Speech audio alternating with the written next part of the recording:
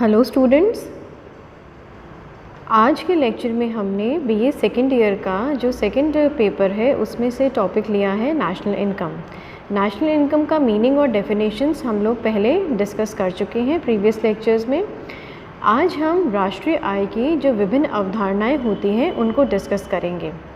तो जो सबसे पहला कॉन्सेप्ट आता है नेशनल इनकम का वह होता है बाज़ार मूल्यों पर सकल राष्ट्रीय उत्पत्ति, that is gross national product at market prices. इसे हम शॉर्ट में GNP/MP कहते हैं। तो GNP/MP क्या होता है? जब किसी भी देश में एक वर्ष में जितनी भी अंतिम वस्तुएं और सेवाओं का उत्पादन किया जाता है उनकी बाज़ार मूल्यों के कुल योग को बाज़ार मूल्यों पर सकल राष्ट्रीय उत्पत्ति यानी GNP/MP कहा जाता है। इसके अंतर्गत हम केवल एक वर्ष में उत्पादित अंतिम वस्तुओं और सेवाओं की ही चर्चा करते हैं। अंतिम वस्तुएं एवं सेवाएं मतलब जो भी वस्तुओं और सेवाओं फाइनल कंजप्शन के लिए काम में आ रही है या अंतिम उपभोक्ता के पास जा रही है। इसमें जो अर्धनिर्मित या मध्यवर्ती वस्तुएं होती है उनको नहीं जोड़ा जाता है।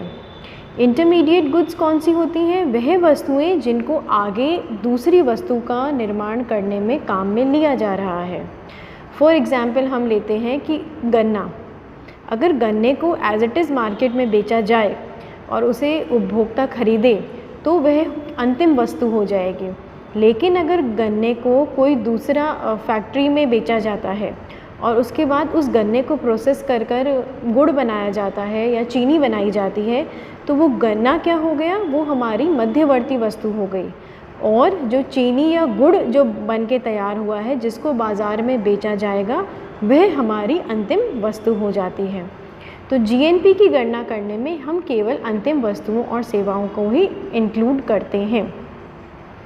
दूसरी चीज़ इसमें है कि इसमें जब वस्तुओं और सेवाओं को जोड़ा जाता है तो उनके बाज़ार मूल्यों पर उनको देखा जाता है। मार्केट प्राइसेस अर्थात वह कीमतें जिन पर वह बाज़ार में बिकने के लिए आती हैं। ऐसा क्यों होता है? क्योंकि जो भी हमारे पास जो न्यूमरस गुड्स और सर्विसेज होती हैं उन सब की जो इकाइयाँ होती हैं जिनमें उनको व्यक्त किया जाता है वो सब अलग अलग होती है। फॉर एग्ज़ाम्पल अगर आयरन एंड स्टील है तो उसको हम टन्स में व्यक्त करेंगे, अगर कपड़ा है तो उसे हम मीटर में व्यक्त करेंगे, वैसे ही अगर कोई लिक्विड कमोडिटी है तो उसे हम लीटर्स में व्यक्त करेंगे। तो इस तरीके से सबकी अगर इकाइयाँ अलग अलग होंगी तो फिर उनको जोड़ना, उनकी गणना करना पॉसिबल नहीं होगा। तो एक सरलता की दृष्टि से और एक यूनिफॉर्मिटी लाने के लिए हम क्या करते हैं, उनको बाज़ार मूल्यों को देखते हैं और मूल्यों में अर्थात या फिर रुपयों में जो उनको व्यक्त किया जाता है जिससे उनकी GNP में गणना करना थोड़ा सा सरल हो जाए। एक चीज़ और है GNP/MP, इसमें मतलब कि क्या है? ये सकल राष्ट्रीय उत्पत्ति। सकल राष्ट्रीय उत्पत्ति का मतलब है कि इसके अंतर्गत वे सभी वस्तुएं और सेवाओं को शामिल किया जाता है जो हमारे देश के सिटीजन्स के द्वारा बनाई जा रही है, अर्थात इसमें विशुद्ध विदेशी आय का भी समावेश होता है तथा इसमें केवल एक वर्ष में जो भी उत्पादित वस्तुएं हैं उनकी गणना की जा रही है। उससे पहले अगर कुछ उत्पादन हुआ है तो उसको हम इसमें इंक्लूड नहीं कर रहे हैं। एक पॉइंट और आता है इसमें कि GNP की गणना करते वक्त हम इसमें जो भी हमारे पूंजीगत लाभ एवं हानि होते हैं अर्थात जो भी शेयर मार्केट में हमें प्रॉफिट्स और गेंस होते हैं उनको इसमें शामिल नहीं किया जाता। इसी तरीके से जो भी अवैधानिक गतिविधियां हैं, इलीगल एक्टिविटीज़ होती हैं, जैसे कि अगर कालाबाजारी हुई है, कोई चोरी हुई है, उससे भी हमें धन या आय अर्जन हो रही है लेकिन उसको इसमें शामिल नहीं करते हैं। और साथ ही साथ जो भी हस्तांतरण भुगतान होते हैं यानी कि ट्रांसफ़र पेमेंट्स होते हैं उनको भी GNP की गणना में शामिल नहीं किया जाता है। ट्रांसफ़र पेमेंट्स क्या होते हैं? ऐसे भुगतान जिनको हमें कोई भी हम अपने आर्थिक क्रिया में योगदान किए बिना, आर्थिक गतिविधि में योगदान दिए बिना जिनका हमें भुगतान प्राप्त हो रहे हैं, वह भुगतान जो होते हैं वह हमारे हस्तांतरण भुगतान होते हैं। जैसे कि अगर बेरोज़गार लोगों को जो बेरोज़गारी भत्ता मिलता है, या फिर स्टूडेंट्स को स्कॉलरशिप्स या छात्रवृत्तियाँ दी जाती हैं, ये सब क्या हो जाएंगे, हमारे हस्तांतरण भुगतान हैं, जिन्होंने उत्पादन कार्य में योगदान नहीं दिया है लेकिन फिर भी उनको कुछ भुगतान दिया जा रहा है, तो इनकी गणना जीएनपी में नहीं की जाती है। इसी तरीके से अगर हम पेंशन है उसको भी ट्रांसफ़र पेमेंट कहा जाता है और उसको भी गणना जीएनपी में नहीं होगी, क्योंकि पेंशन जो हमें प्राप्त हो रही है आज की तारीख में, उसके लिए हमने आज कोई भी उत्पादन कार्य में योगदान नहीं दिया। ये हमने भूतकाल में जो सेवाएं दी थी उसके लिए जो हमें आय प्राप्त हुई थी उस समय, उसका ही एक डेफर्ड पेमेंट होता है, तो उसकी गणना आज की तारीख में नहीं की जाती है। इसके साथ ही जो सरकार जो सार्वजनिक ऋणों पर ब्याज चुकाती है उसको भी जीएनपी में शामिल नहीं किया जाता। तो हम देख सकते हैं जीएनपी यानी सकल राष्ट्रीय जो उत्पत्ति है उसमें क्योंकि सकल का यूज़ हुआ है, इसका मतलब इसके अंतर्गत जो डेप्रिसिएशन या मूल्यह्रास है वो जुड़ा हुआ है। दूसरी चीज़ है, इसका हम फॉर्मूला बना सकते हैं कि जीएनपी कैसे निकलेगा। जीएनपी निकालने के लिए हमारे पास होगा जो हमारा जीडीपी होता है, उसमें अगर हम NFIA अर्थात विदेशों से अर्जित शुद्ध साधन आय इसको जोड़ा जाता है तो हमें GNP@MP प्राप्त हो जाता है। अब GDP-MP क्या होता है? GDP-MP और GNP-MP में अगर हम देखें तो जो बीच का हमारा वर्ड है N और D, इसका अंतर है। अर्थात जीडीपी में सकल घरेलू उत्पत्ति में तो हम क्या करते हैं कि हमारे देश में जितने भी उत्पत्ति की गई है देश के अंतर्गत,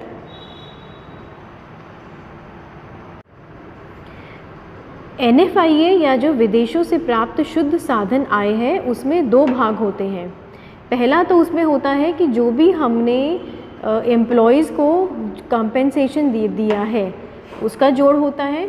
अर्थात अगर कोई विदेशी हमारे देश में आकर कार्य करता है और इसको जो आय प्राप्त होती है तो उसकी गणना हमारे देश की जीएनपी में ना होकर उसके अपने देश की जीएनपी में की जाएगी।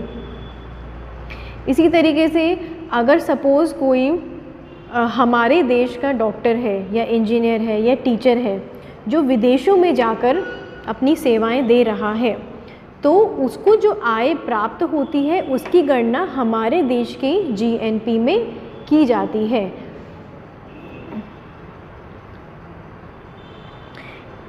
जीएनपी के कुछ एक्सेप्शंस या अपवाद होते हैं, जैसे कि अगर एक किसान द्वारा अपने खेत पर अगर कोई वस्तुओं का उगाई गई वस्तुओं का उपभोग किया जा रहा है तो उसको जीएनपी में जोड़ा जाता है। हालांकि वो उसके खुद के उपभोग के लिए है, उसको वो बाज़ार में नहीं बेच रहा है, फिर भी उसको जीएनपी में जोड़ा जाता है, तो ये उसका एक अपवाद है। इसी प्रकार अगर हम अपने खुद के मकान में रहते हैं तो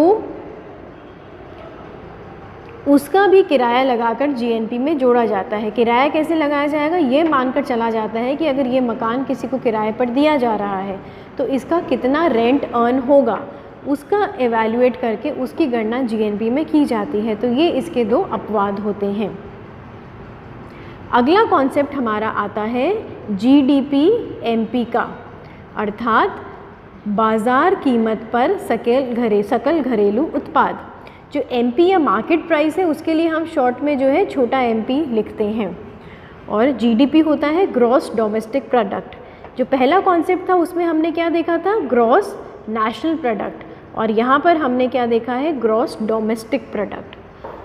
तो डोमेस्टिक और नेशनल में अंतर क्या होता है? जब हम घरेलू उत्पाद की बात करते हैं इसका अर्थ है कि इसमें केवल उस उत्पादन को सम्मिलित किया जाता है जो हमारे देश की भौगोलिक सीमाओं के अंतर्गत हुआ है। जो हमारे देश की जो टेरिटरीज़ हैं उसके अंतर्गत जो उत्पादन हुआ है, अगर उसके बाज़ार मूल्यों को जोड़ते हैं तो वह ग्रॉस डोमेस्टिक प्रोडक्ट होता है, सकल घरेलू उत्पाद होता है। लेकिन अगर हम देश की भौगोलिक सीमाओं के बाहर जाकर हमारे देश के नागरिकों के द्वारा जो विदेशों में भी धन अर्जन किया जा रहा है उसको भी अगर शामिल करते हैं, उसको इंक्लूड करते हैं, तो वो क्या हो जाता है, सकल राष्ट्रीय उत्पत्ति। तो इस तरीके से जब जीडीपी एमपी की गणना की जाती है या घरेलू उत्पत्ति की गणना की जाती है तो इसमें विदेशों से जो भी शुद्ध साधन आय अर्जित होती है उसको सम्मिलित नहीं करते हैं। जबकि जब हम राष्ट्रीय उत्पत्ति की बात करते हैं तो फिर इस शुद्ध विशुद्ध साधन आय या एनएफआईए को सम्मिलित किया जाता है। जीडीपी को नापने के 3 तरीके या 3 दृष्टिकोण होते हैं। सबसे पहला जो हमारा मेथड होता है वो है एक्सपेंडिचर मेथड या फिर कुल व्यय दृष्टिकोण। इसमें हम क्या करते हैं, जो भी हमारे देश में कुल व्यय हुआ है विभिन्न क्षेत्रों के द्वारा उसका टोटल करके जीडीपी की गणना की जाती है। तो हम इसमें 4 सेक्टर्स लेते हैं, जैसा कि यहाँ पे आप देख सकते हैं फॉर्मूले में GDP MP is equals to C plus I plus G plus X minus M. तो सबसे 4 सेक्टर्स हमने यहाँ पर लिए हैं। जो प्रथम सेक्टर या प्रथम क्षेत्र हमने लिया है वो होता है कंज्यूमर सेक्टर। इसमें हम जो भी अंतिम उपभोग का व्यय होता है, चाहे वो सेवाओं पर हो चाहे वस्तुओं पर हो, उसको इसमें सम्मिलित करते हैं। अगला सेक्टर हमारा होता है आई, यानी कि ग्रॉस डोमेस्टिक कैपिटल फॉर्मेशन, या इसे हम कहते हैं सकल घरेलू पूंजी निर्माण। इसे सकल घरेलू निजी विनियोग या इन्वेस्टमेंट भी कह सकते हैं। इस क्षेत्र में क्या किया जाता है, जो भी कोई फिक्स्ड कैपिटल है या फिर स्थिर विनियोग है, जैसे कि अगर सपोज़ कोई बिल्डिंग बनाई है, कोई नई मशीनरी परचेज़ करी है या कोई नया कारखाना सेटअप किया है, तो इस पर जो भी इन्वेस्टमेंट या निवेश किया जा रहा है वो सारा व्यय इसमें इंक्लूड किया जाता है आई सेक्टर में, सकल घरेलू पूंजी निर्माण में। तीसरा सेक्टर जो इंक्लूडेड होता है वो होता है हमारा सरकारी व्यय या फिर सरकारी सेक्टर। इसके अंतर्गत हम क्या करते हैं कि जो भी सरकार के द्वारा वस्तुओं और सेवाओं को खरीदने के लिए एक वर्ष में कुल व्यय किया जा रहा है उसको इसमें जोड़ा जाता है। ये व्यय 2 प्रकार के हो सकते हैं सरकार के। एक तो होता है उपभोग व्यय, अर्थात वह व्यय जिसका उपभोग करने के लिए सरकार अपनी ज़रूरत के लिए जिसका व्यय करती है। और दूसरा होता है उत्पादक व्यय, अर्थात अगर सरकार द्वारा कुछ एसेट्स क्रिएट किए जा रहे हैं तो उस पर किया जाने वाला व्यय। तो इन दोनों व्ययों को इसमें जोड़ा जाता है। तो ये हो जाता है हमारा government expenditure on final goods and services. और अंतिम सेक्टर जो आता है फॉरेन सेक्टर, जिसमें एक्स माइनस एम है, यानी कि विशुद्ध निर्यात। इसे हम विशुद्ध विदेशी विनियोग भी कहते हैं।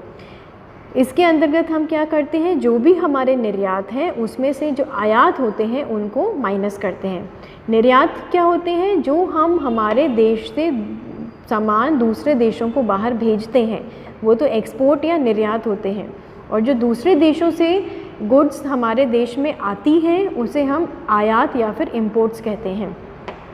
तो अगर हमारे एक्सपोर्ट्स ज़्यादा हैं और इंपोर्ट्स कम है तो x माइनस एम की वैल्यू जो है पॉजिटिव होती है, प्लस में होती है। लेकिन अगर हमारे एक्सपोर्ट्स कम हैं और इंपोर्ट ज़्यादा हैं तो ये जो वैल्यू है ये नेगेटिव या फिर ऋणात्मक भी हो सकती है। तो ये डिपेंड करेगा हमारे एक्सपोर्ट्स और इंपोर्ट्स कितने होते हैं। अगला तरीका जो आता है, अगला दृष्टिकोण है वो आता है प्रोडक्ट मेथड या फिर कुल उत्पादन दृष्टिकोण। इसके अंतर्गत हम जो भी हमारे देश में अंतिम वस्तुओं और सेवाओं का उत्पादन किया गया है एक साल में, उनके बाज़ार मूल्यों को जोड़ते हैं। हमें पहले भी हमने देखा था कि जीडीपी की या जीएनपी की गणना करते वक्त हम मध्यवर्ती वस्तुओं को नहीं जोड़ते हैं, केवल अंतिम वस्तुओं और सेवाओं का ही इसमें समावेश किया जाता है। तो जब हम प्रोडक्ट मेथड से निकालते हैं तो हमें क्या मिलेगा, जितना भी हमारे देश में उत्पादन हुआ है सार्वजनिक उत्पादन, उसका मूल्य। सार्वजनिक उत्पादन मतलब कि जो उत्पादन हमारे देश के पब्लिक सेक्टर के द्वारा या सरकारी सेक्टर के द्वारा हो रहा है वह उत्पादन, प्लस जो भी हमारे देश में निजी उत्पादन हुआ है उसका मूल्य, जो प्राइवेट सेक्टर ने जो उत्पादन किया है टोटल उसकी वैल्यू, और साथ ही साथ जो भी हमारे देश में आर्थिक सेवाएं हैं, इकोनॉमिक जो भी सर्विसेज मिली है उनकी प्राइसेस। तो इन तीनों को अगर हम जोड़ें तो प्रोडक्ट मेथड के द्वारा हमें GDP-MP मिल जाता है। यहाँ पर हमें GDP मिल रहा है क्योंकि हमने इसमें हमारे देश में जो कुल उत्पादन हुआ है केवल उसका मूल्य जोड़ा है। इसको अगर हमें GNP-MP बनाना है GDP को, तो हम क्या करेंगे, इसमें NFIA यानी विदेशों से जो भी हमारी शुद्ध साधन आय है उसको इसमें अगर जोड़ देंगे तो हमें ये GNP-MP मिल जाएगा।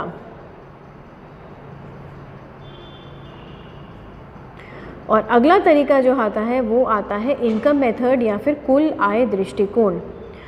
कुल आय दृष्टिकोण में हम क्या करते हैं कि एक देश में जो भी वस्तुओं और सेवाओं का उत्पादन करने के लिए उत्पादन के साधन संलग्न हुए हैं उनको उनके कार्य के लिए, उनके योगदान के लिए जो पारिश्रमिक चुकाया जा रहा है उसका टोटल कर लेते हैं। तो इसमें उत्पादन के साधन के लिए जो भी आय होती है और वह क्या हो जाएगा, उत्पादक के लिए चुकाया गया पारिश्रमिक लागत होती है। तो इस तरीके से अगर प्रोडक्ट मेथड देखें या इनकम मेथड देखें या एक्सपेंडिचर मेथड देखें, तीनों से वैल्यू जो है सेम ही आती है। उत्पादन के साधन कौन कौन से होते हैं, मोटे तौर पर उत्पादन के साधनों को 4 भागों में बांटा जाता है। कौन से होते हैं वह, सबसे पहला होता है श्रम यानी कि लेबर, दूसरा होता है पूंजी यानी कि कैपिटल, तीसरा होता है लैंड यानी भूमि, और चौथा उत्पादन का साधन होता है उद्यमी या फिर एंटरप्रेन्योर, जिसे हम ई से डिनोट करते हैं। तो इन उत्पादन के साधनों को उत्पादन कार्य में योगदान के लिए जो पारिश्रमिक मिलता है वो क्या होता है, लेबर को मजदूरी मिलती है अपने कार्य के लिए, पूंजी को ब्याज मिलता है, भूमि को लगान की प्राप्ति होती है, और जो एंटरप्रेन्योर होता है या उद्यमी होता है उसका जो भी लाभ अर्जन होता है वो उसका होता है। तो इन सब को टोटल करने से इन चारों जो भी उत्पादन के साधनों को पारिश्रमिक मिला है उसको टोटल करने से हमें क्या मिल जाता है, GDP एट फैक्टर कॉस्ट यानी साधन आय पर GDP। इसमें हमें GDP-MP नहीं मिलके GDP-FC मिला है। क्यों? क्योंकि यहाँ पर हमने साधनों की आय को जोड़ा है, तो जो साधन आय या साधन लागत पर GDP प्राप्त होता है। और प्रीवियस वाले केस में हमें क्या था, यहाँ पर हमने उनके अंतिम वस्तुओं और सेवाओं के उत्पादन के मूल्यों को जोड़ा था, इसीलिए हमें मार्केट प्राइस प्राप्त हुआ था, MP प्राप्त हुआ था कि बाज़ार मूल्य प्राप्त हुआ था, क्योंकि हमने बाज़ार मूल्यों को यहाँ पे जोड़ा था। तो जो GDP-FC होता है इसमें अगर हम नेट इनडायरेक्ट टैक्सेस को प्लस कर देते हैं तो फिर हमें इसमें से GDP-MP प्राप्त हो जाता है। इसको हम आगे वाले लेक्चर्स में डिस्कस करेंगे।